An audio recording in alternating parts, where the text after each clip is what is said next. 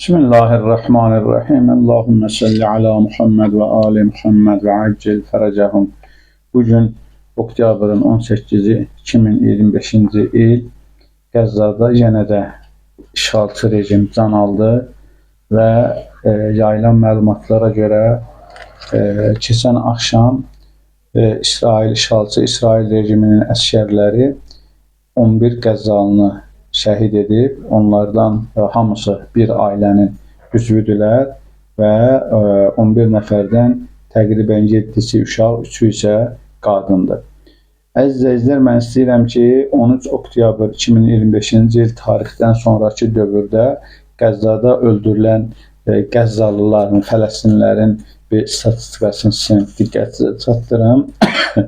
Deməli, ayın 13-də təqribən 63 nəfər Qəzzalı öldürülüb. Ayın 15-də, 14-də 44 nəfər, ayın 15-də 25 nəfər, ayın 16-sında 29 nəfər, keçən gecə isə 11 nəfər.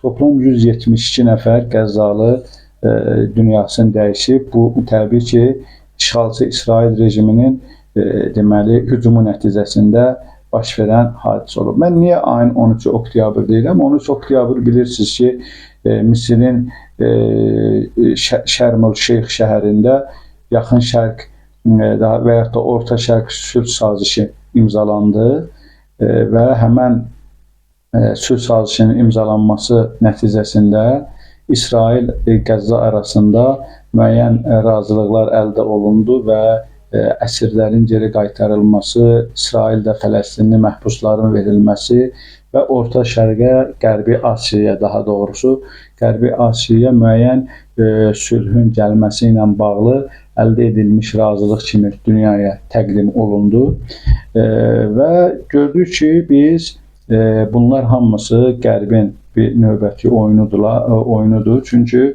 biz o zaman da bu görüşü şərh eləyəndə də deməli, bu mövzuya toxunmuşduq və bildirmişdik ki, Qərbi Asiyada İsrail deməli, Qəzza arasında sülhün imzalanması ilə məsələ həll olunmayacaq. Yəni, bu hardasa görüntü olaraq.